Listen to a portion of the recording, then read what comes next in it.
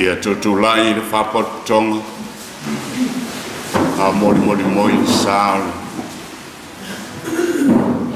Ka malolo i man.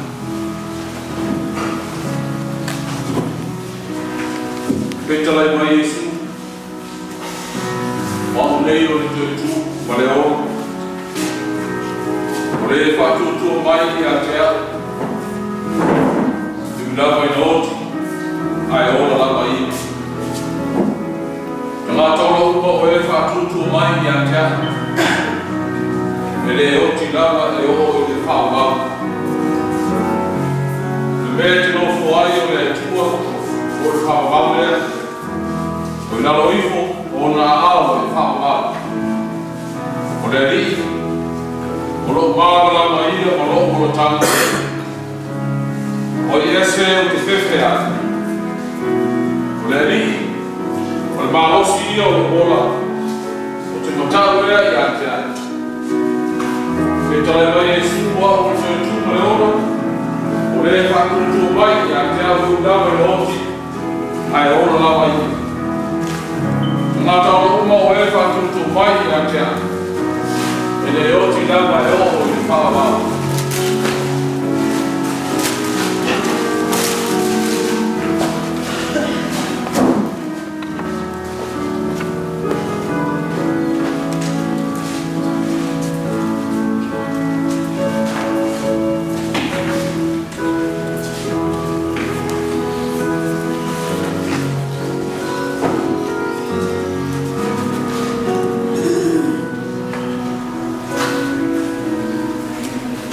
Tai sa winga, le o tamu mai sa, le ni pai au, mau o ia soti. Pa fa wa. Tai.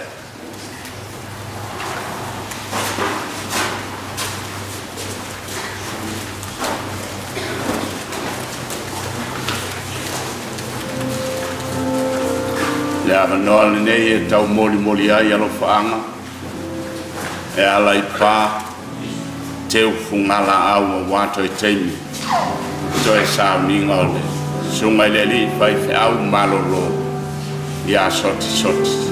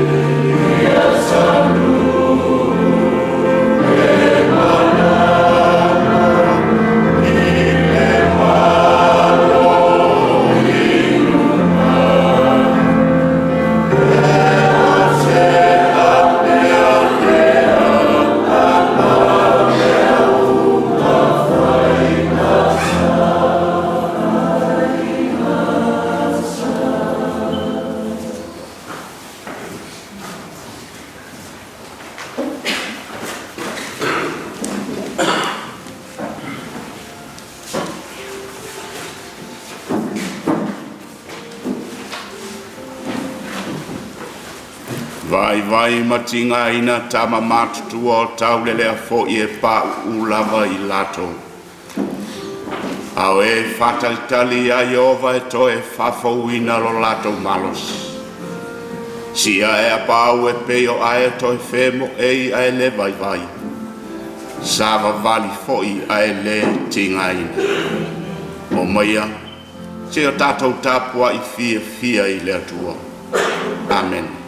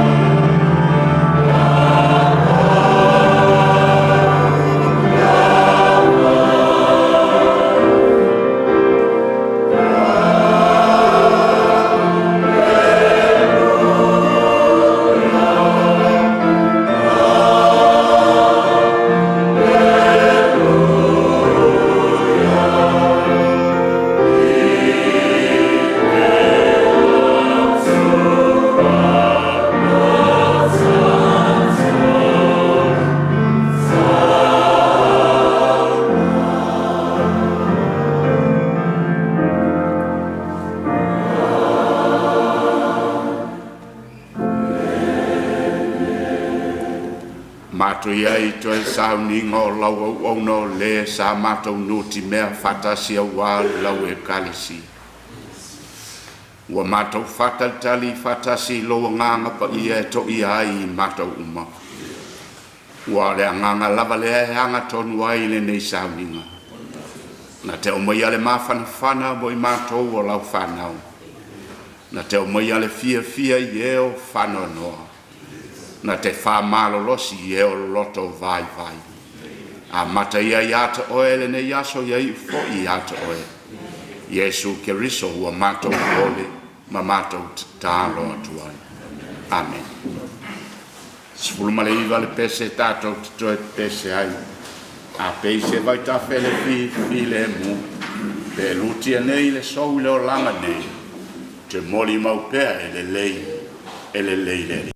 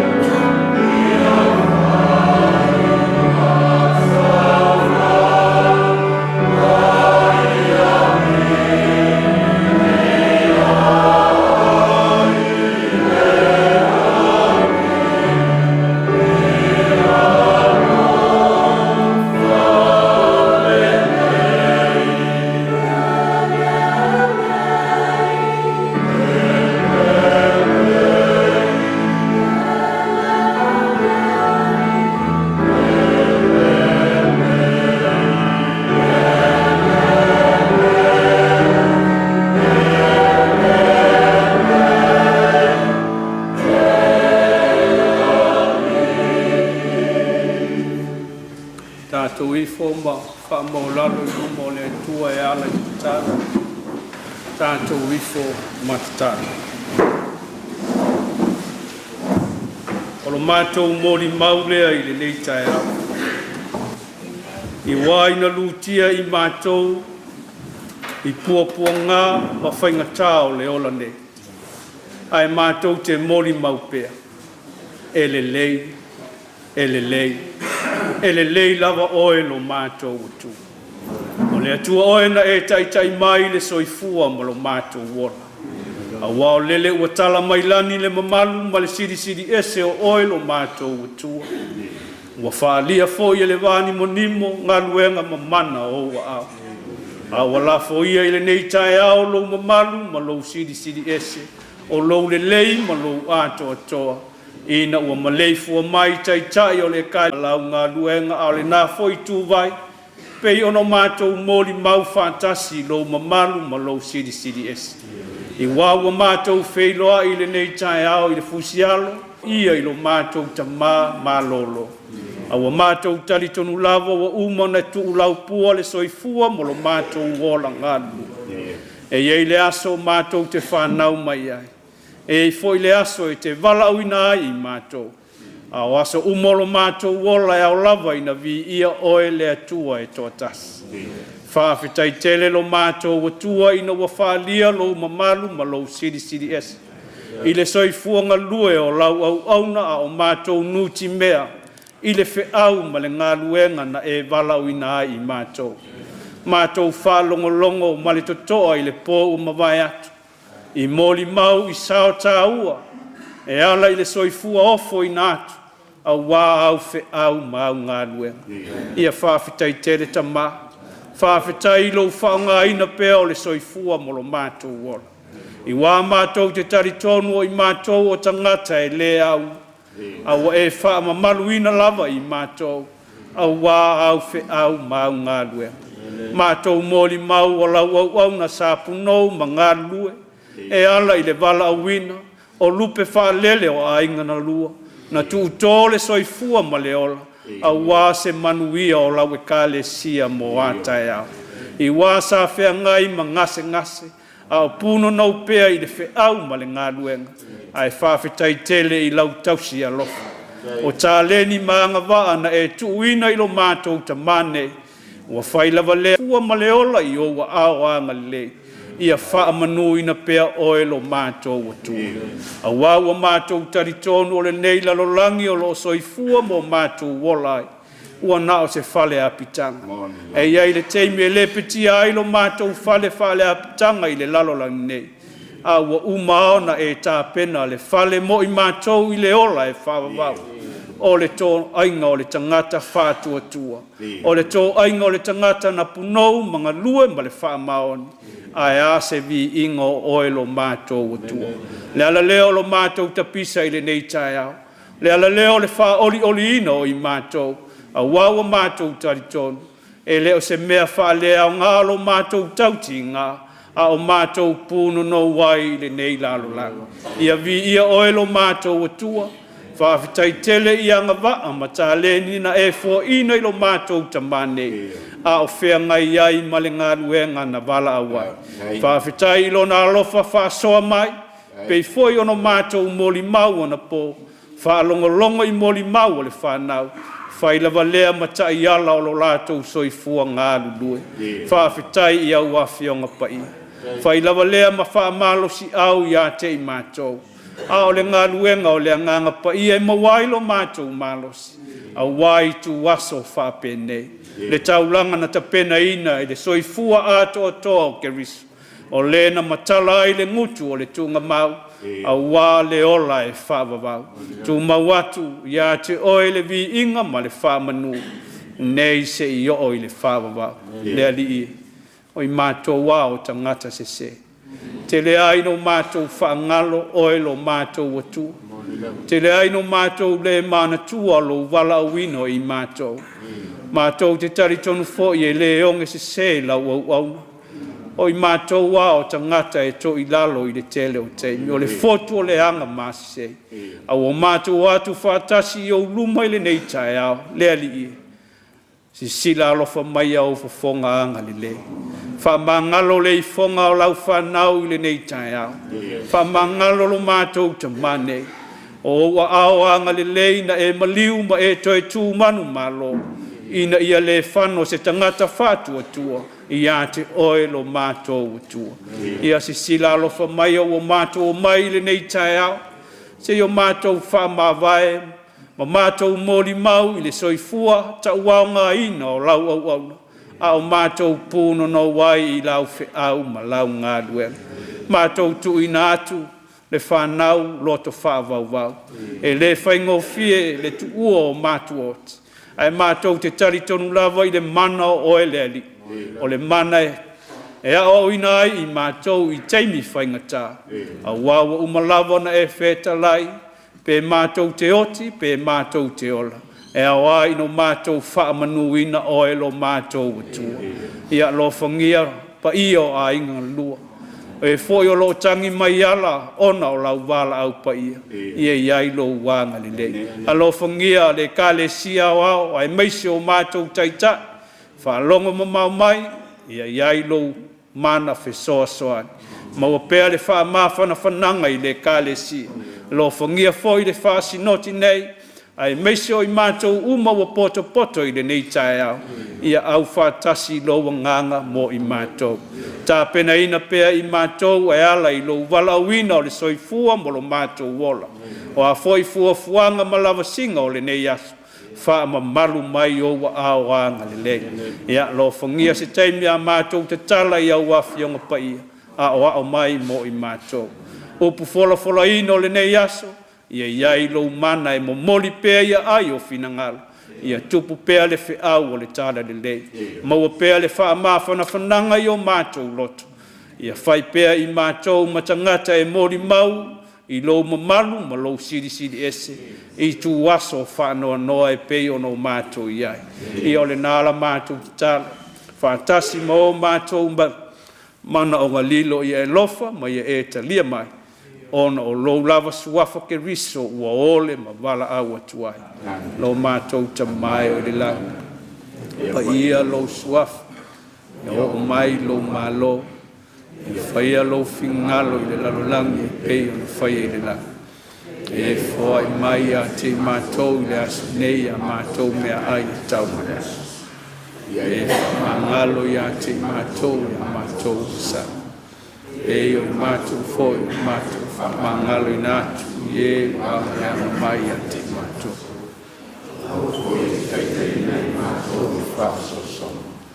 Ai e la mea mea mātou kaitei nei. Ai o le mālo ma le mana. Mātou ma le viinga i whao.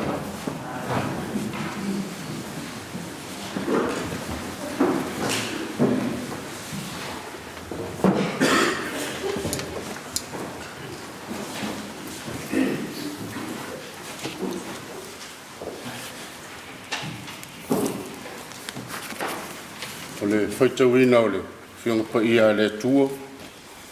O le amua le tusi whaitau mo tātou le nui tae au. Tu se lua le apostolo Paulo i le kalesia i Koronito lona matau pe 5. O te whaitauina mai le whaiupu mua. Se ia whangata mai le whaiupu e vali. Whaafonga mai e le whaitauina o le whionga pa ia lo tātou tua. Ua ua mātou i loa. A foi e le petia lo mātou whale apitanga a whale lalolangi. Wa ia te mātou le whale mai le tua. O le whale le i foi e lima e whaavavau le langi. Wa foi wa mātou whio i le nei whale. O lo nau tele i le nei whale. O lo nau tele i le fia whaafouina i lo mātou whale mai le langi. A foi e whaofuina i mātou. E le maua i mātou e le lava. A wao i mātou o ile nei whale apitanga. Ua whioi i mātou o loo mafutia. E le ono o mātou loto ina ia tō ese ina ofu. A ia wha ofu ina. Ina ia tō whatu moana ina lei uvale i le ola. O ia whoi o saunia i mātou mo le nei lava mea. O le atua ia. O ia whoi o whoa i mai le wha maoni o le nganga ia te i mātou. O le nei. ua mātou loto te tele le au no. Ona ua iloa a mātou na nofo i le tino. Ua nofo ese i mātou maleli. Ua o le whātutua o mātou sawa wali ai. Ai leo le tino mai o mea. Ua mātou loto te tele, ma ua sili lo mātou manao. Ia o ese mātou le tino.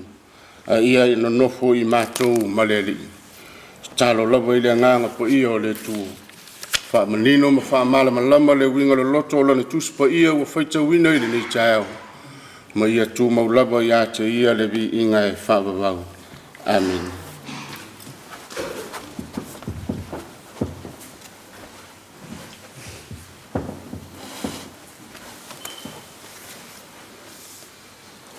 Se amanoa le lei e whaiei se whatalofa wal pa ia o le sauni. Sauni ngā tau mamai. O wale sunga i le li whai whiau ta mā malolo. Ia Soti Soti. O le sa tātou nuti mea whatasi a wale kalesia mana ngā luenga man whiau. Whatalofa wal pa ia o ainga ngā lua. Paolo, mangafa, ngō mai masan. Ai mai se foi o whanau pele utu ua, ma whanau a lato whanau. Whatalofa pa ia o sauninga wale ne asu. Pa ia o lau whainga luenga i so se whata whaitaulanga. Ai le ngata i leo sau whainga ma malu o le kalesia i o tātou mātua o ta māmati nā malo lo manu malo. Whapea foi le i tū pāo le uso whialu whanu. Whatalofa i pa ia o sinoti mta ngā luenga teitasi. O e o mawhai ana tātou talaia whatasi pui o le nei malu tātou whale. Se i whai se tala malangi se vi. Whai loa le anga le lei man whasoa le atua mo oe ma mai tātou uma. Whatalofa whatoi lau sunga i toina, whaton, malwhaltua, ia ua mawhai na maua le nei lao le lei maua le nei awa noa. Tātou te tutu whatasi luma o le atua e whai i tātou ma mori mau. Ia wāto e teimi ma toe sauninga o le uso. Le li whai au i a Soti Soti. Whaftai lau tali whaloalo, ia wā se mana vanga pa ia wāle nei aso. E ala i le lau ngaina o lona whinangalo, wā ia le whanau mainga. Ia e maise o i tātou uma ua mwhai ana mori mau. Mo le nei aso i toe sauninga o le li whai au. Tār sia ia ngā luenga mwhai. Tiu te mawhaiva o le nei aso whama malu le langi a mata i le li i ai ui le li. Mai a vi i a lava le li i so se mea. Tāru si ai au mai lona mawhana whana tātou te mawhana whana ai. Lona while mu tātou te maua ai le while mu o le li. I tu aso whainga tāu wale so i fua mal tātou wola. A le awa noa le nei e wala wai mal whalo alo. Sui o le whanau e whaise mo li muli a wai a le maftanga ma le ta mai a soti a soi fua maola. A mai a lea so mai ma le mo li mau le sunga le tausi mta ngā luenga. Ia wale la maftanga ma le sunga i le li whai au malo lo a soti. Le awa noa le nei o le whanau.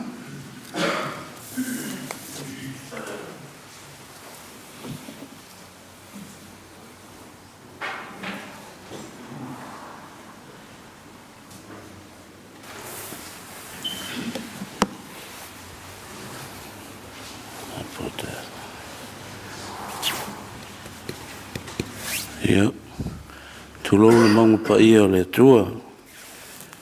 Le whai mai a fua mai il manu i o nu.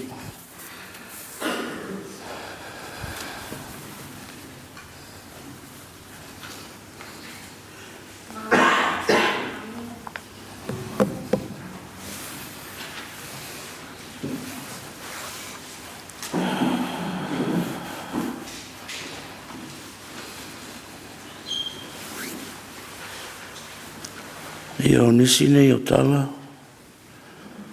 Po upu fo ina tu umutu mai o mātou tina. Aolo hola.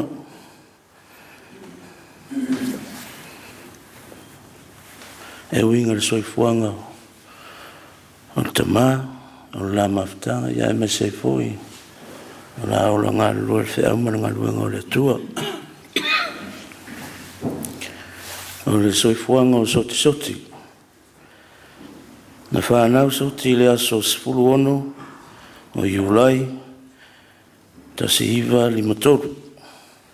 O na mātua, o lau ngutu, whaimanu moe vau, fo ngā turi savai, ia mamalae, le ala i te whea, mai sara i lua savai. Na vai tama le sunga le whewhi auto ina e whakasā, ia Soti amua, le aingo ai, masion whale tua ia nai, o whale ula. Na ola e whale ula, ma fusi sa fotu la whai, sa oina i le aonga le kalesia i le waula ma whaasolo atua i le aonga matata ese vai vase ia po le Trades Training Institute ma mawailo na poto maasani i ngā luenga whai mōri po le tise o lana tāleni na o le waia ino maota malawa e o lawa i malu po falsa o le no mua na manga lulue ai ina wai umai piula i le tausanga e tasi le awhi se lau balu se fulu o pito no uta i satu paitea o le au lotu fou whato ato fia le iai o se whaife au na mato whairoai ma le au lotu fou lea ia au kuso ai o ia te sema a wheatu sto ino tui masebe whasalafa pe me whai ona alua te whaile pou iuta i le waltele i Mosula. Ina ua pele awhi mōlia le awhi anga. O le vai taulena ele i o atu le eritise i sa vai.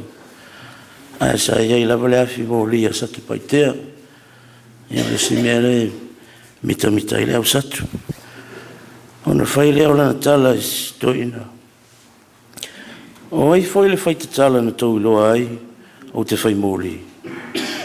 E wha mole so ia to te le mawhau le whaiwhau. E whai meisto ina, se malia lo fina ngalo, ua iso leo whai mōria nu. O na alu lea, a ele po mōria wa ai, po le ale wha whita auri. Ele i umis taimi, ai te ola mai mōria. O na watu lea masto ina tu mseve whasalafa, e ma mole atu lan taa vale. Fesili atu ia isto ina. Ora e ala mea na whaleto. Ai whai meritala a Soti sei tulou lava le mamalo sauninga. O le swain o le pomorina lava le vea i luaia ma motu ai. Ia na e ai fo i lea o na anganga ua lava le vea le waia i le swain o le pomori tulou. O lana ia lea tāleni sa fisosoani ai. O le waia ino maota, malawa, e mana o mio le tise. Whapena fo ia o maa lulua I pata whalatai, sa e a e le whalsao manunuta, e fisosoani le sunga ia fo isanga Ioane, I le waia ino le whalsao fo o manunuta, I le tausanga e tasi iwa lima. Sa fisosoani fo I le nava enga o le atunuu, I le waia ino maota, malawa. A whaale tonu pusa aisa, po le auri. Po le alava se mea alu le tise. E nofo lava Soti mwhai. O se tangata ngalue le malolo. Whaingo le whatoanga. Te wino le whanua. O le lafu moa ma le whanganga pua. Au maa ngalulua I pata whalatai. E le tausu ea se mato mea ai. O e pala ta amu, talo, o whai, o uwhi ma so se whalau aina, sa so o ele whanua I uta le taloloa ma te whawhare. E a Samoa tu iainai a inga, mua lato tō na I o le sa. Ona tutuli le faisala tonga luenga yuta. Ma avea la tōnai. E le se ai ngole mato au lotu Methodist a Samoa tu iaia. Oa sa whailava si singa I masina uma. Sa maulava le mato au lotu. E le ngate whatoanga. Au mea whanga. A fia ia.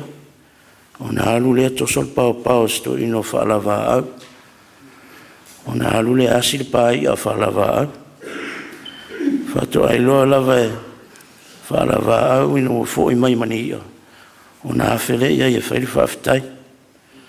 Ia whalava au o le siti a konu e whakasa I pata whalatai. So se mutanga luenga mate ngā lue ai.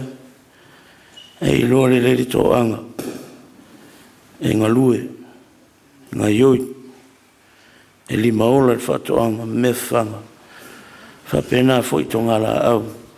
E whamatango fia I le whanua. O stangata e loto maulalo, ma ngā lufa. Na te lea mana ia le pola I motu me tua.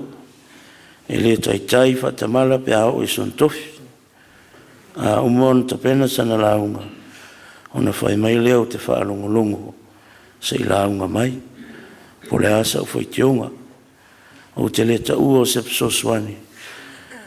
Ina nei vi ia le tangata e le vi ia le tua. Ai o te taua le whaitionga. Ina ia lu I tau wailo na mawhauwhau.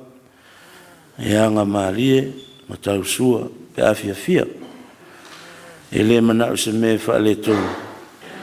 Ai tulu tua fulu mo mea siri. O le tausanga e lua fes fulu ma lima. Na uiloa ai wa iai le suinga.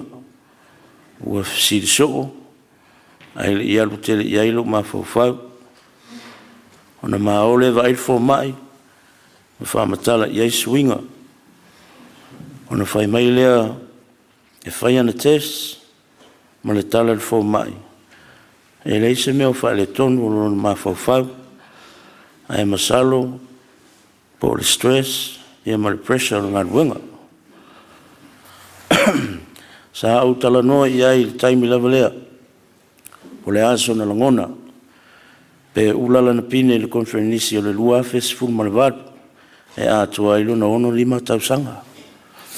Ai tali mai e le ai. O te mana o se ia ulia tausanga whaatula ngaini o le whaavailo e ka le sia.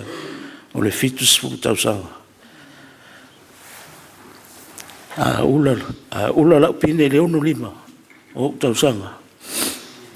O lona winga o vea whaamea.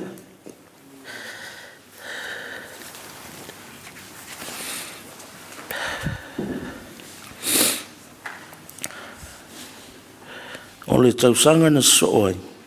Lua fes fulu maleono. Ia Januari. Na la vea ila na tāwale. Na le au ngā tāwale.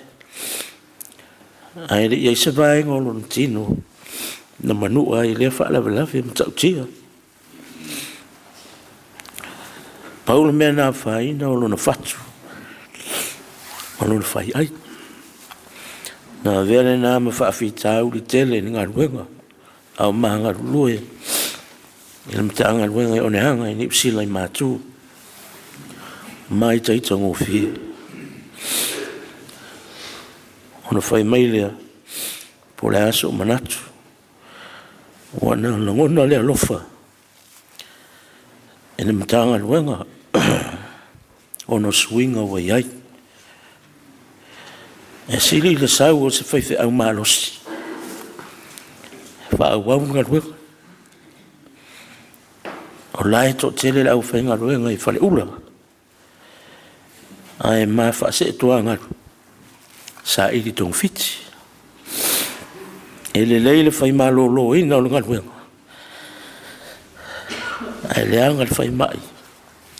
E a whai ina I soi fua tā pua I o tangata. Ona maa o lea tala no I sunga le sea. Ia on tuivanu, matale. Ona whautua mai lea o le sea. Pe o le aso no manatu ai ono sa I se I auria le konferenisi. A o lan tala, e le ai, na te le mautinoa pe au ria atu kofernisi. O mawhai ona malanga se waalele, o na wali ala na whaalonga ilon tino. O na matu wha mawai lea malimtanga luenga, malisinoti a Aparila, lua festivalu ono. Matu tu ua iloni usila, mo Australia. Sa ufisiri ai pe su ese matu whale au kilani, ma sa ili tong fiti ai. Ai whai mai e fia saula vai Australia, ila na whanau. Sa ili tong fiti ai. Matu taunu mai a Aparila, a ole maasina na so aila na appointment. O le fo mai whapitoa, ma ua iloa ai, ua mawele ngase lea, o le Alzheimer's disease, e polo dementia. E mafua mai i nerves, o neura, o le whai ai, ua mata o na pepe, sa au fesiri. Po le ale mafua anga ua mata ai o na pepe, nerves, o le whai ai, au le tari. E o mai lea so, e le iloa le leila mafua anga o le mai lea. O lo whaia pēr su enga scientism fo mai. E le i maua fo istonga fiti o le mai. Ai masalo le mai o Soti. E mafua mai se mea na whaate ia ilo na mafau. Ua le mawhai ai o na whangaso roa i le leile toto. Ma leo kasene a ngai le whai ai. E fitu tausanga e maasani o na ola ai le tangata e maua i lea mai. E wha solo ina le mawhai o na ngai oi, o na ea whaina umamu sele, po muscles, and nerves, o le tino i sa uanga o le Alzheimer's. O le tausanga e lua whelua sifolo, na amatai o na maalosi suinga vainga. Wa amata o na le manatua o matou ingoa. Lua whelua sifolo maratasi wa amata o na le Saolan savali. O ne uro na vai. E o mai lua lua. Wana le manatua po o ai ana lea ingoa. Ma lea ingoa. O maasani fo il mato fale o lava inai tamaiti. Po o ai lava le ingoa e vala au. Ia tali uma lava le vala au. Ti ngā ona le iloa e lona mafau fa avasenga lea mea ma lea mea. Tau mwhai lava e ngai oi. Ngā so malawa e awi whafota ngā mea e whaalala.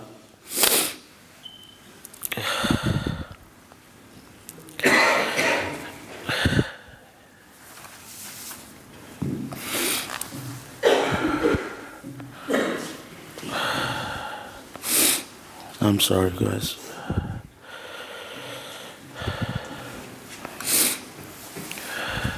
O aso uma.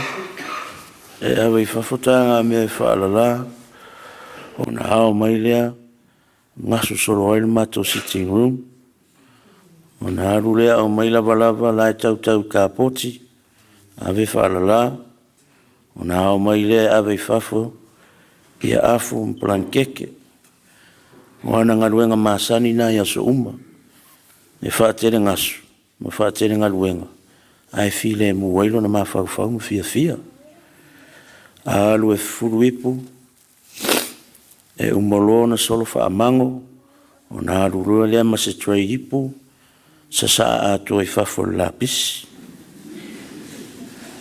E whaatau lava mato ipu, o sponi, matui, ma so se mea e whao ngā i vai aso uma.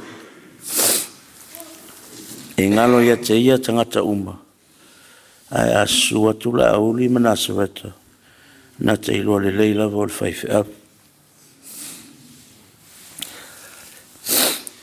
Tausanga e tasi lea whiiwa se lau fitulima, uru whale le kolisi whawhiwhi au piula.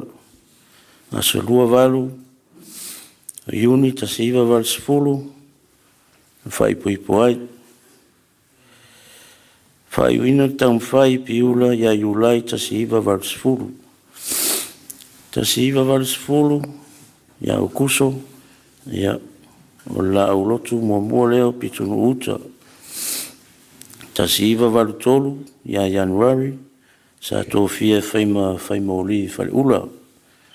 Tasi iwa walu lima, ia me, ia tō fia le au lotu le i hativeri, ina ua maliu ia le whaiwhi au, ia whaatau. Tasi iwa walu ina ua mae ala piu le tuai, ia Januari, na mālolo mai a inga. E whātau sanga na mālolo ai mai ngā ruenga. Ona avere le konferenisi ia Eulogy, i le tasi afe, iwa se lau iwa lua. Ma tō fia i loa e pule ia o onga i se la whai sae. Pule ia o onga kerisiano, i se la whai sae. Tasi iwa wha ia Januari, ma ngā lua i patai whalatai ina ua malanga for it sevi fiti mo lona master's degree. Tasi iwa ono, ia au kuso, Loken City, i Queensland. Tausanga i lua afe, ia ole urua i whailau tusi o le sinoti i Queensland. Lua afe malitolu o Brisbane. Lua afe maliono, Penistone. Lua afe sfululua o Nehanga. Lua afe sfufa o le urua i whailau tusi o le sinoti ni psila i mātu. Ia lua afe suono. Ia aperila malolo mai. Sorry, Dad. Ia o talana ma upo o matutina.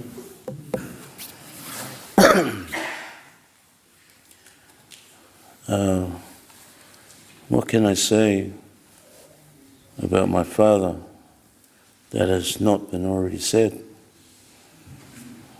He was a great man, God-fearing man.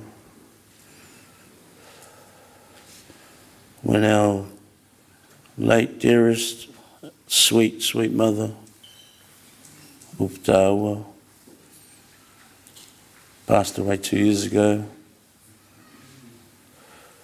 Liverpool hospital, on her deathbed, she was surrounded by many family and friends who cherished and loved her the most.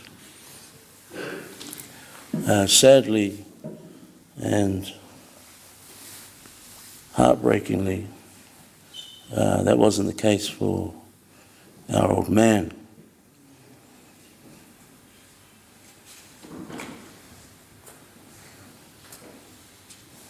When it was time for him to make peace with his maker, he died all alone. But that's not an indication or a testimony to how great this man really was. God took him peacefully in his sleep, which is fitting that Dad passed away dreaming, because during his ministry, he created and he made a lot of dreams come true. Not for only us children, grandchildren, but a lot of the youth in the church. He influenced a lot of lives. He touched a lot of hearts.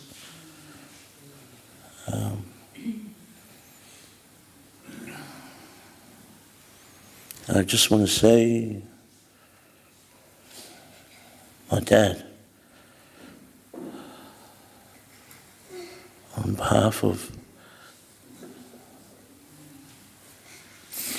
your children and your grandchildren, they've all said their piece to you. But I know that the main reason why you had a lot of stress and pressure put on you. And I just want to thank you for not even thinking twice. You told me when you came back to get me. Le mwhai no tu o sa. Le e whaanga mai wakawa.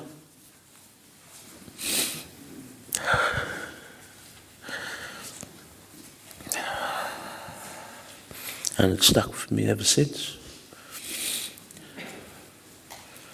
And I've been trying. I've been struggling really to try and come to terms with your passing. So sudden.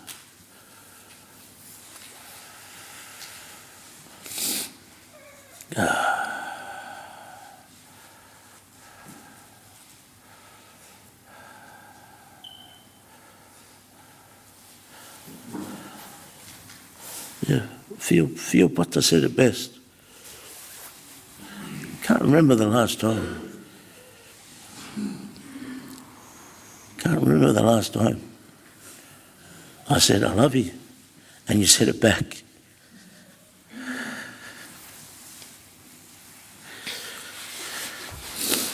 I guess that's what we're going to have to do, your children and your grandchildren. It's not say that we love you, but show you that we love you.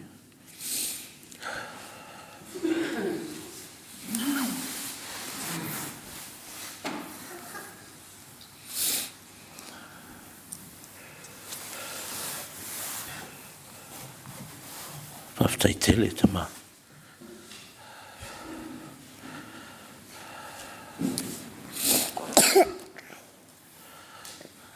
For everything.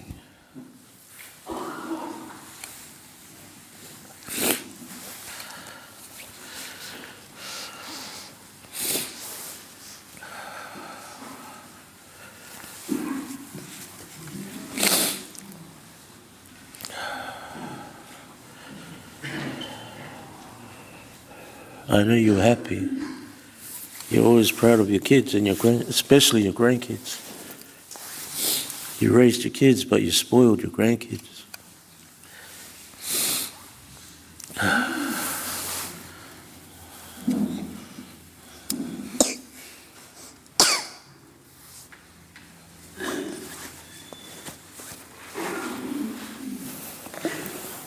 I love you, Dad.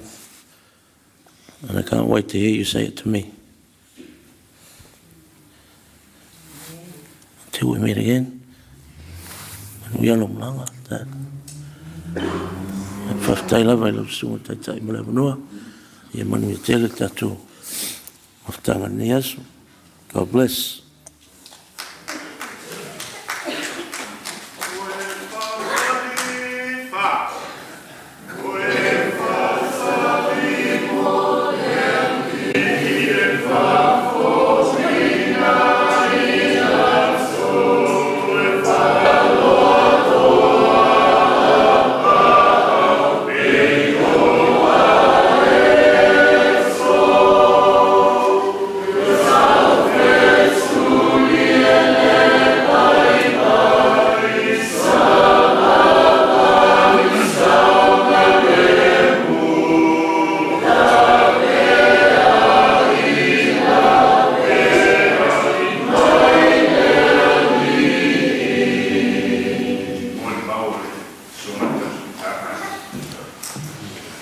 Te tele mole avanoa.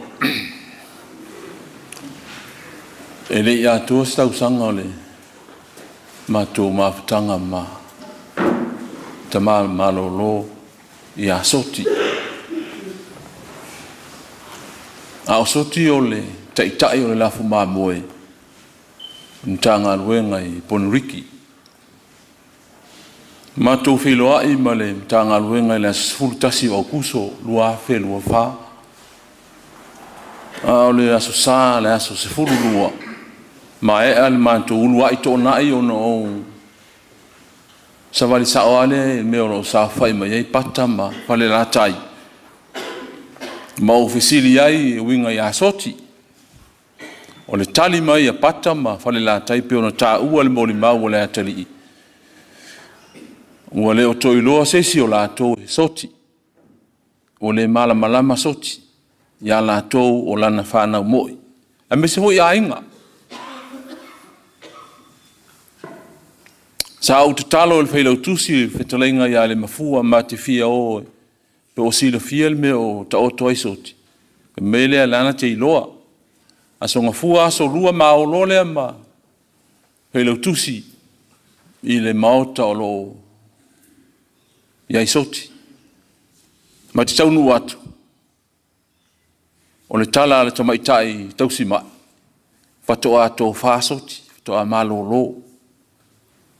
Madiri ele mafai ona te whafangu soti. Ia ona whailo le matu tala, ma whawhitai ai i le tamaita. Ai o le a whaia lea. Ia ona maolea whaina le matu te talo, matu e fhoi mai. Lua wai aso, matu e ofo i ma le mafua. E toi asi, ma ia wha maasani e la ualu le e dress lea. Ma le mea o tau toi soti. Ai sa o almo li mau. Na o na tiru ma soti whapea ma ata. Toi puno ulalo. Pau alea. Moni ai mo li mau ona po o li tangata e ata. Pau alea le mea tale ima o e soti. Ma te watu e le potu malolo. A le tala al tamaitai. E toi titi o na o le tau mawhatanga. Ia ona ma tau nofo ale ma soti, o le mea lea soti tiru ma ia te au, tiru e le mafua ma ata, ma puno ulalo, ma mili lona au. Pawale o le mea whai soti. Le ai ma se tala, ia po le ala ma se mea whai soti, na le mili lona au, tiru ma ia ata, to e puno ulalo. Na o le taimi ua sauli tama i tai e toso i le mea whai tau mawhatanga. Ia ona ma wha ma vai fo i lea. O le ata fo ilea no walu iai na o au ino o unoa le mea o lo maasani le mea o lo iai soti. Ia o le ata lava lea. Tutango lava wha maa losi ona toa tuilo lima ma wha talofa. Ia no tilo mai lea ma ata. Toi puno ilalo. Na o wha maunga le iai na ua tau nuu soti pe ona sa unoa le ata lii ma moni mau fo ena po. O le tangata e lalango le ngā whi au ma ngā luenga. O le tangata e sosoani i le whi au sa tau mo iei soti. I ona na ngona lea. O soti. O le tangata whi sosoani. Moni foili moni mau o le whi lau tusi ana po. O le tangata e whai uso, pea au whai tau i tu singala iai ma tala. Ina ua taunu mai soti ma le whanau ma tāua, mai au kilani ina ua malo lo ngase.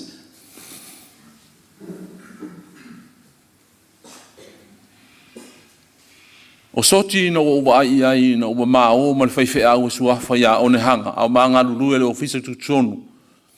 Ma to ole le lori le atina e tulo, ma eti. E au mai ana mea whale mai salo longa, an mea sa pula utala woa, e mamoli pata. O al mele le sa whai aso ia, e alu le loli e le ati na e le loli e kālesia. E au mai mea whale whaiwhi au peasi. Na whaisina umi o mātou e vai pata. Ma mātou tō e i tala maali e le li whaiwhi au. Mena e le ngalo ai soti. I le mafau fau. Ao lau maoli mau i ponu riki. Pe ono fai atu se fulu tasi maasina maaso le mātou mafutanga. A fua fo ila iaina le lima aso ma mafutai masoti. Lima asia singa i asoti ma mafatalof. Pa waleo le teimi na mafutai masoti. Ao soti o te mori mau watu. O le taitai o le lafu ma moia lii o le mtanga aluenga i ponu riki. Ao sito ina po sita maa. Soani lau whai ngā luenga na fue whai mai. Ia o lau mori mau pupu a lea, whana ue. Ia o tō lotu tele. O tō e whaafo i le soti a lea tua. Ai au na i ngalo a ulu ai upu a le pōna o fwoi mai sa mōra konferenisi lea sa ato e la au ngal whaiwhi au na pō sunga ia tangi i lima. Talainga Yesu o te le tu ua o tō mātu oti. O te toi sau. Ia, maura o tō fia, maura o tō lotu tele. Ua, whamanawa e le tua whi au mga alua ngā lo tātou tamā. Whawhtei tele mo le abanoa.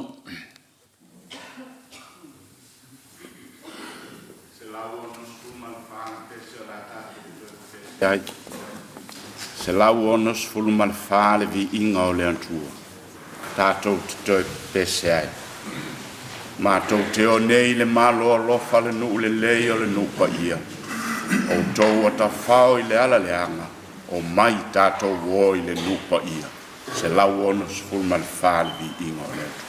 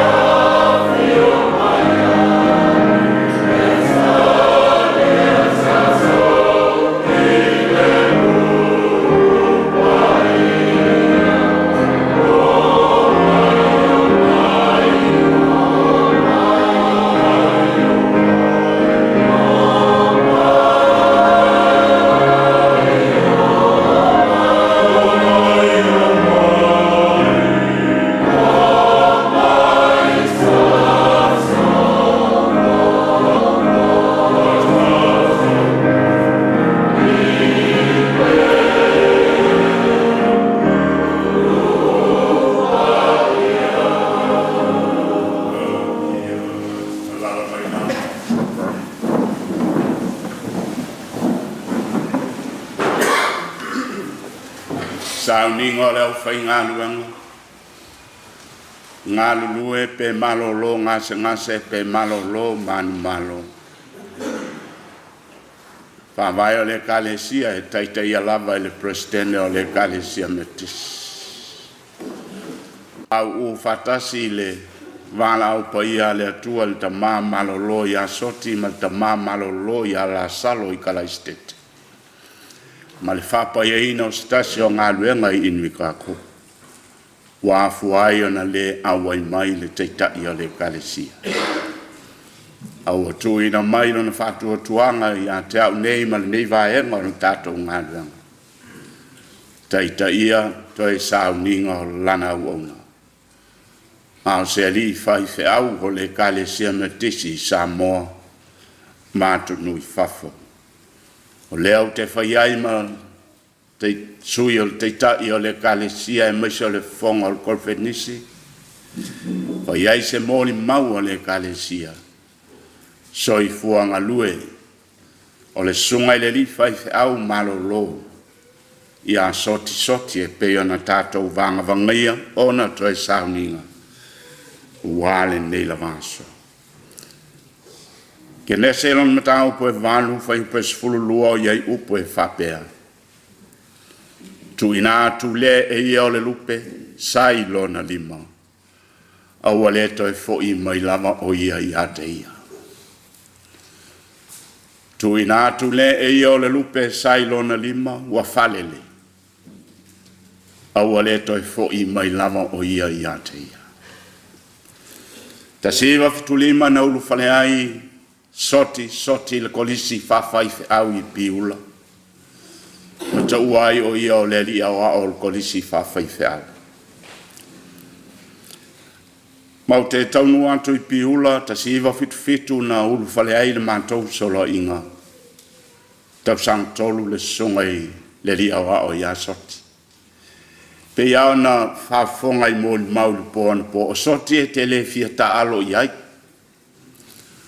E le ta alo iai stangata.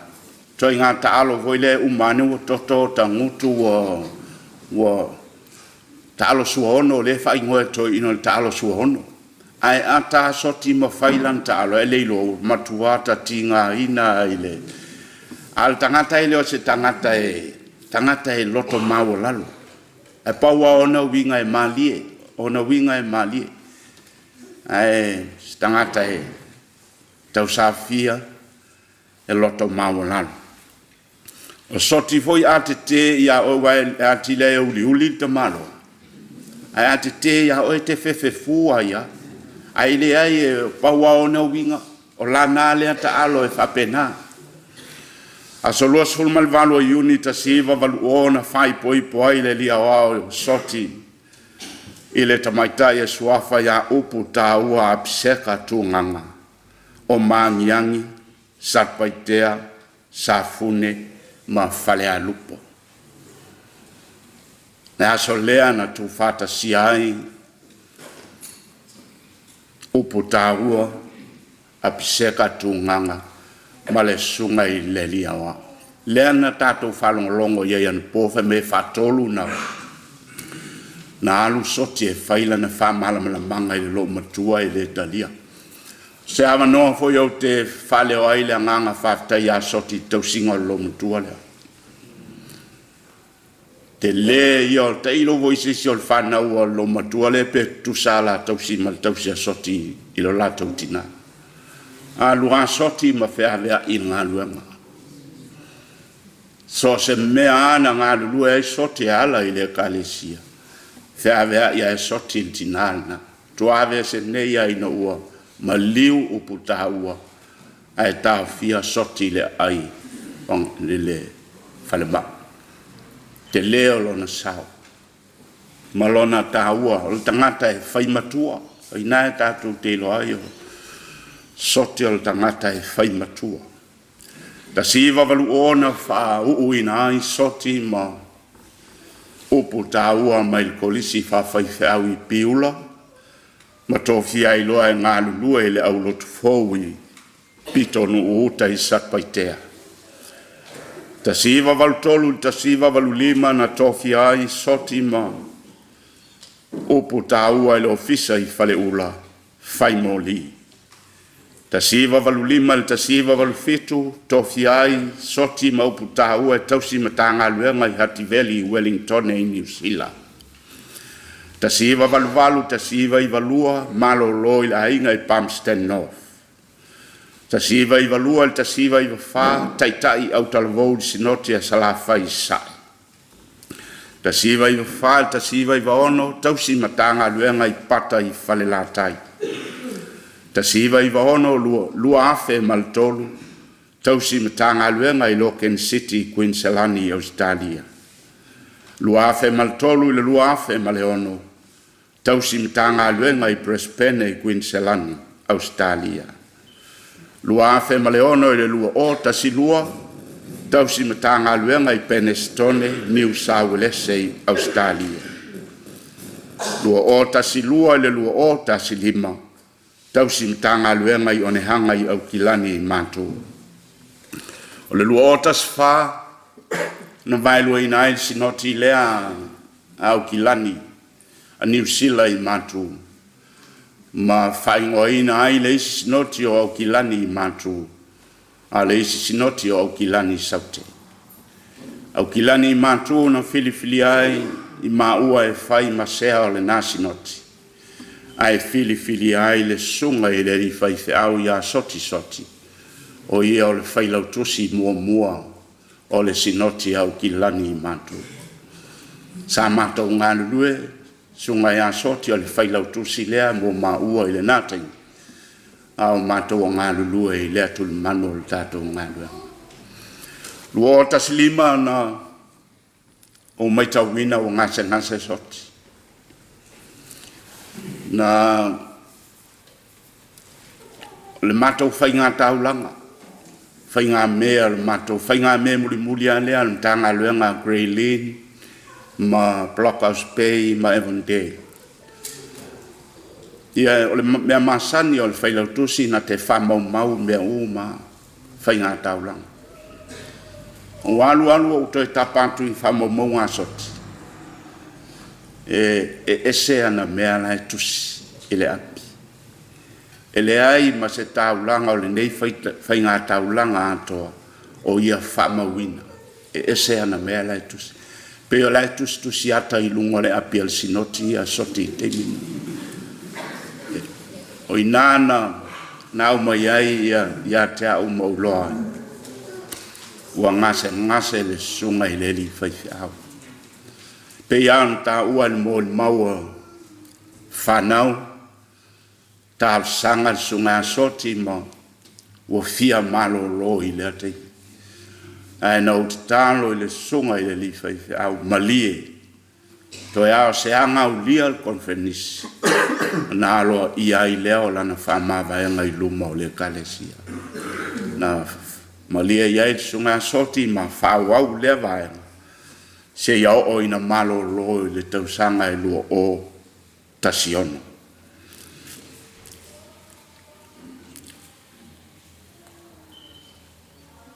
Tasiva valu o pe a whai o lea, o le a whai o tausanga ngā lulu o Soti ma uputaua i le kalesia.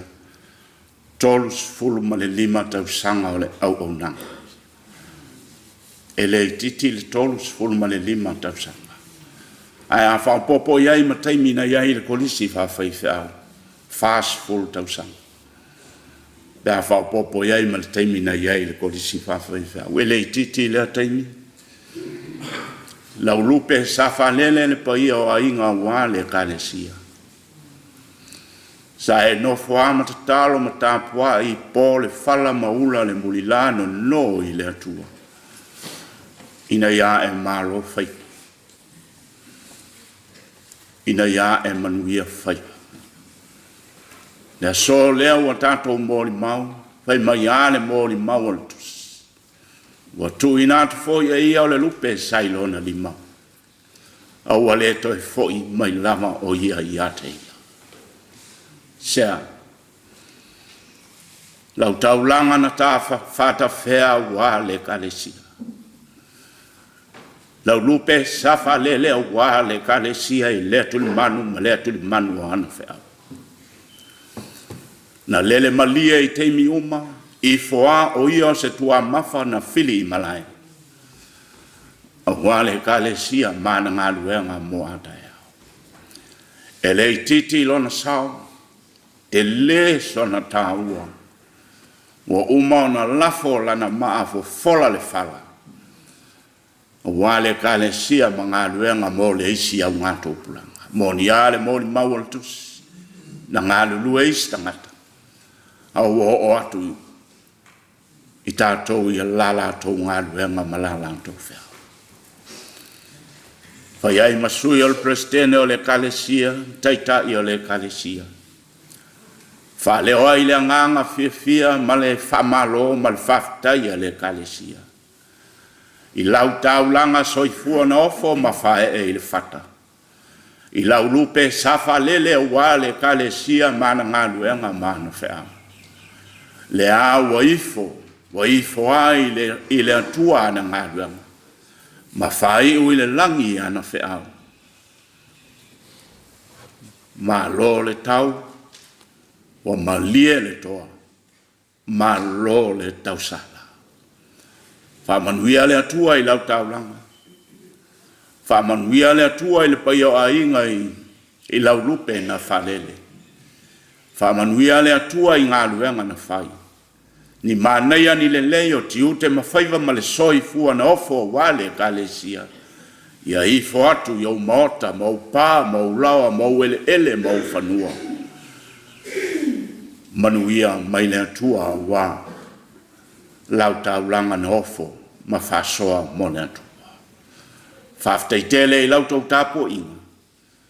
Wa e malo I whaiva o le au ona.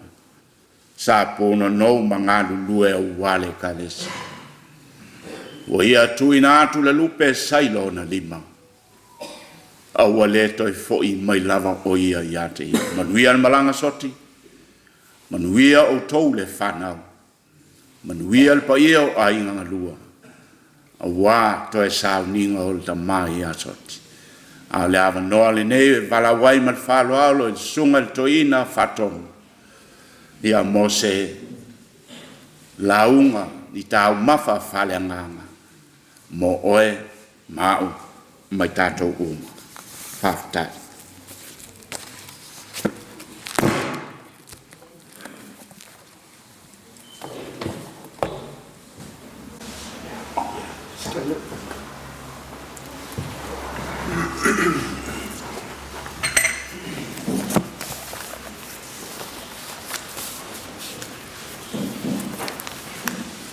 Ile sofa manumalo Yesu Keriso le au le kalesia o te whatalo whamwha pelo e tuele pa ia o le malunei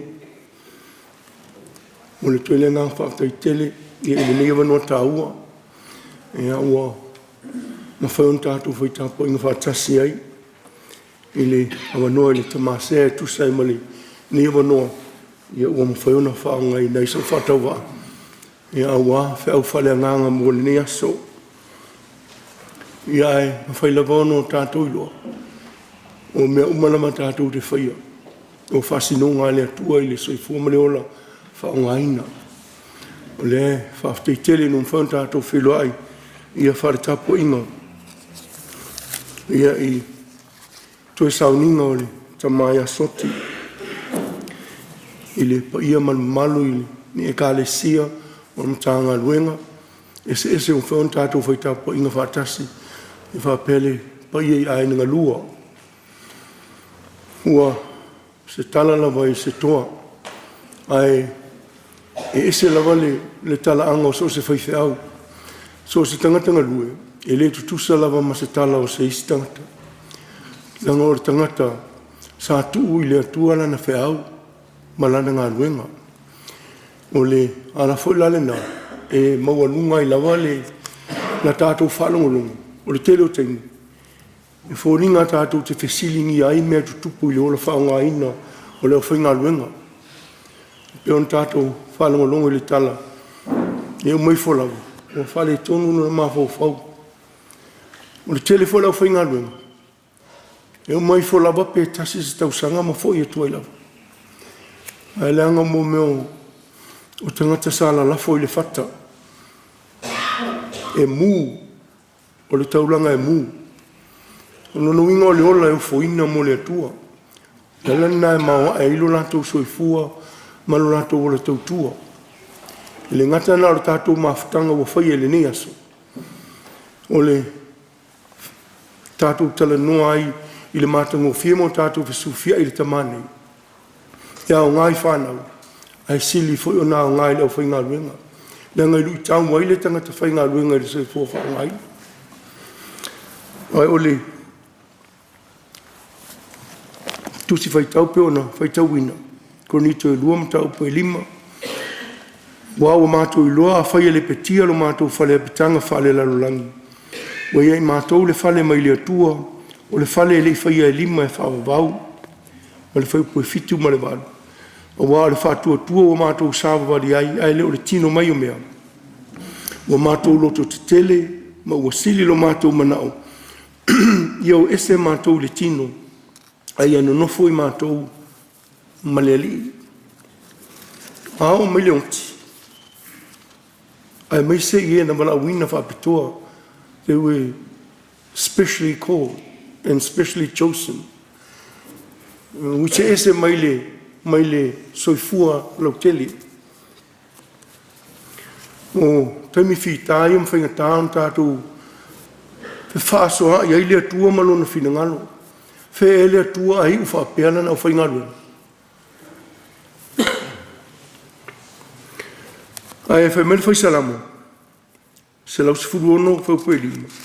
E sili le manatu o le alii, le oti o na tangata pa ia. Oa, o se mea fia i le atua, le oti o na tangata pa ia. E se lala tātou wa ai wha le tangata i le oti. E se le atua. O le oti i le atua, o le teimi e fo i atua i le tangata i a te ia. As one person puts it, God never sees his people die. He sees them coming home. So I think the death of our brother is easily preached, because he has already preached his life. Olona ola whaongaina, leana mori mauai. O testimonies alana whanau, o mawhai ona whaailoa ai, o lona soifua lea, na ola i tusa malona whaasero manga mai lea tua. Peon tātou, peon whaafonga ana pō, i mōri mau. Ia ina ua o mai inu ngai Queensland. I le whainga tā, au iana a mata ai, le kalesia mua, Loken. Na umalea o maututu e wala au fo i atu alu lesi tu. I lesi fo i a kalesia. He's a man of beginnings. But now I know why. O te reilo ina. O soti o la o pele lava. Fa pena fo imasiona fartua. Te masani li ei mātou te eva ma mātou tatanua. Mena ure fia mai tailea i Moorebank. I never knew that she was one of Soti's. But I knew by the way she talked to me. It looks like ole se afafino se fai feau. Because, you know, tatei longo fia whanau a fai feau. But na whato uloana po, ole afafino Soti li mai tailea le Moorebank. And ole mena na uiloa, ole tangata o amatanga. A umale amatanga to alfuto e fai lesi lotu. And I take my hat off i le tele o lau to o whainga ruenga. Ona e umana whai wa mautu, a tue wala au fwoi alu tue whai lisi. E le whaingo fie lea tua i ngā o langa whapea. E le masani e mātou. But it is a challenge. No walu mua mnu, whaalua le no walu i sao ninga o lau whainga ruenga marili. It's amazing. I le ngālu lue wa mautu mea, ana tua haru tue whai fwoi. Ana ana watu hatupu.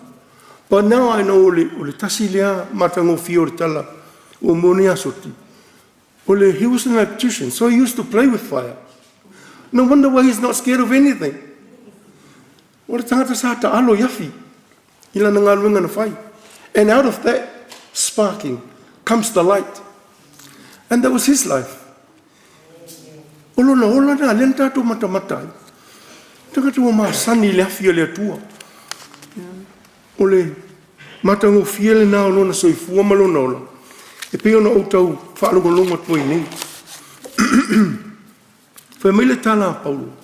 Le ana whai tau wina tu nei. For when this tent we live in, our body here on earth, is torn away, God has a house in heaven to live in, a home he himself has made to last forever. That's a beautiful analogy o le ola o le tangata. Pe mai Paulo, o lo tātou tino o lo tātou wola. Nā se whale ie. It's only a tent. O le tent e whātū i, whātū i o whea tātou te whio i. E awea mawhea veai. And that's exactly what God did to him. He was a tent, would hear, take it off, erect it somewhere else, and started another church. O ia o le whale ie na whao ngai le atua. And it's funny how, e le taimi na whai mai le atua e tāwita. O ina whai atu ia o te whai ese maru moa. God loves to live in that tent. He loves to live with us, going from space to place to place. Le matango fia na o le nei ata, matango fia o Soti. O le tangata na ia ola whaafale ie whea beai. E mana tua. A whaia le petia lo mātou whale ie whale lalolangi. Ua ia te I mātou le whale mai lia tua. O le whale e le I whaia e lima e whaavavau I le langi. So beautiful. Le whale ie contrast, it's a home in heaven. Na whaia e lea tua. Le ala le nā inga lue tangata whaapea, they were specially called by God. Because they knew, olo lato wola, that's the only thing that lasts eternally in us. It's our spirit. Le mea lena whaiei oe lea tua. That's the only thing that lasts. O le whale ie, e male pelepe, e masofa sofa, e masa e sai e leanga. E ta atia le lalong nei. But we have that spark in us. The Spirit of God in us, that's the eternal thing. O wana le mea tāua. O le tāua le mea lena. God has already prepared an eternal house where that Spirit came from. It goes back to God. Mela na lina tāua mawinga ese me whai e tangata ua filifilia e lea tua. Mai au tātou vai e. So se tangata lawa lauiloa. E o le tuspa ia. Paulo o Iesu. E la ias tangata e ia whaina. O Paulo vai ane le malu malu. Na vai e selo na ulu ono lana muni mau. Ia Iesu. O Iesu. Tau le vao le langi. Ma le lalo langi. O lona winga. Na ola whaafale ie o matua maasa e saia ua le anga. Na matua whaau ngā mo le atua. O lona winga. O le ola o le tangata ini. E le ola eva. Pe o le tawhau. O le tātou wala wina e le whaingo fie. Whaafale ie. Whaau ngā e le atua. Ua saunia e le atua mo ia. The spirit of our life from God ends in God. I whale whaavavau. Le mea whaavavau le tatonu. E tū le tino. Ai ave lava na le mea le atua. It goes back to God. Tātou te whaatali ai le atua mo na taimu. O le tele, o le mafuanga na le tele o taimi e. I le ngangana wha tangata o le atua. Christians, idea of thinking. They're so ionic in so many times. There's an irony in a lot of words. Whamai, o le ala tau te sabalia, o le ala ua uma o na tanumia. Ua uma na tanu. Iesu whamai na ia ta lepe whātu tumu wanu, so lofa I lalo maunga. O lona winga, o le ala ua uma na tanu. It should be easy to walk on. Ai uma whetala Iesu. Mai, o mai a te autu te malo loa. Ai au tō wamo la wamo. Ma ave la ua venga. Fe mai o mai malo loa fe mai. A mai a vatu la ua matu tia muina. That's the irony to tonu o le ola whakeusiano. Fe mai o le awala wa umana tanu. Ai le tanuina. O la ai vanu e o tātou te oi la lo. Te mina e lengi o nā whaina le ola o le tangata whaonga aina i le atu. A sa vali e le tangata malona manatu e whaingofie. E alo e la lo le vanu le to e saulunga. A whaifo o le maunga e ai. E atua i lunga. Le ma whai o na saono whanofo loa. Ai o le ola o le winga nā re tāra Yesu. E o i le amo umana amoina. E ala na amo ngofie. Ua uma na amo e Yesu. So se whainga tāo le lalo langi nei. Wa uma na amo. E le ai lava se ti ngā o le lalo langi nei. E le i o ia Yesu. E le ai foi se awala e le isabalia Yesu. Ai ola na whaamalosi mailina. Pei ono tātou fe whaaso hae ei. I le soifua soti. O le tangata na ola i le ala watanu. Na alua i la lo. Au umana i lo eto e hae ilunga. Langa lai oma Yesu i te mi uma. E fe mele whaisalamu. Le ata o le oti. Ai oa ma le atua. Ia ne no whaaloma. Ai ngalua. Po ala vau tātou langona. Po hafo i mea e ngata ilo tātou mahofa. Ao le atua ma mea na te whaia. E maua lunga atu na ilo tātou iloa. O le matango fiel na o le tātou mawhitanga. Mo tātou whaaso ai. I le soifua soti. E whainga tāo na maala malama i le toa teli. O winga e lasi o le ola nei. Ai o le mea tāu. Ia whaao ngā, le soifua ma le ola. Mo le atua. O le whaamawhana whana foi le nāre tala le lei. Mo le whanau. O auto mata wina le whita ma le whainga tāo le ola. A o taimi e sua ma lie nai le ola ma le soifua whaonga ina o soti. Tu lava i le whataina ia le lefulo na ola. Langa wa uma mo le atua. Whape nai aina ngalua. O le taulanga na tu lava i ao le atua. O le awhaua to ifo i le tupu. Lana rupe na whalele. Ia, soti. Whaftai mo taimi na tātou masani ai. Te mo tele o taimi. Wa soti na ma tele le ngate na ma masani e kalesia. Ma masani foi i le malaita aro. Tanga polo. Ia e maari hore tala tani o soti. Peo le winga na whawhai au. They're all winners. And you know what happens when winners play together? It's so simple to count how many pe fiau tana na ta aile polo. And when you get there, you ask for fiau. E fia foi lau tā mai. Tā si lua. Well, I am pretty sure that's why he won. Now the handicap lower, but he's good. Never mind, as long as we win. O le mea tā ua, so I fua whaonga ina mo le atua. O le lui le nā, but wha malosi mo I tātou uma. Ia manuia la malanga uso, tātou tu e whelo ai se asa. Whaftai.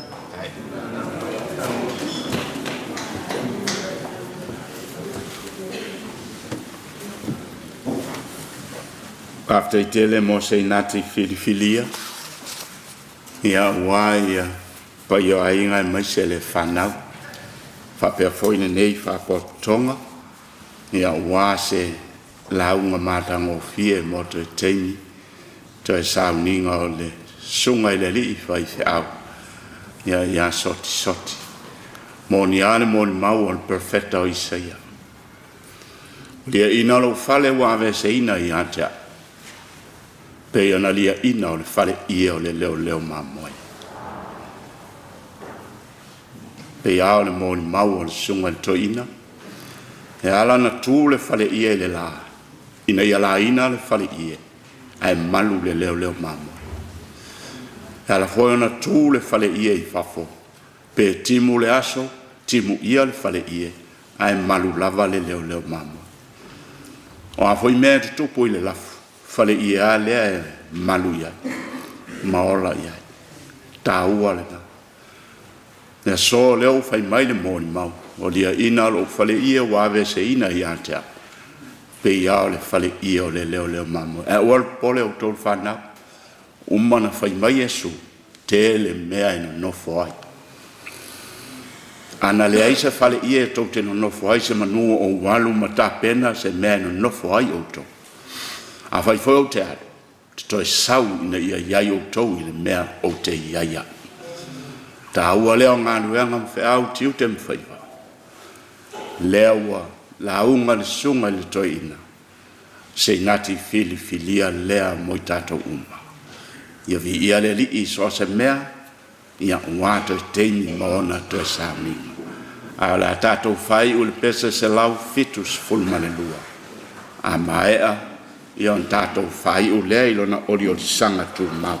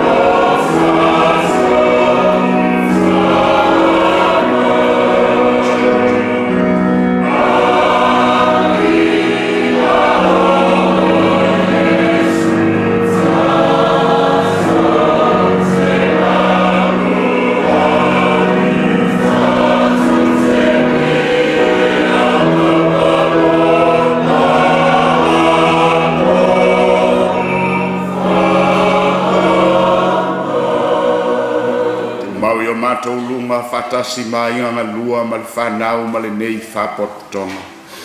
Lo lava manuia oe o le atua le tamā ma le atua le halo. Mafuta maluanganga pa ia nei o i le whakakaulava. Amen.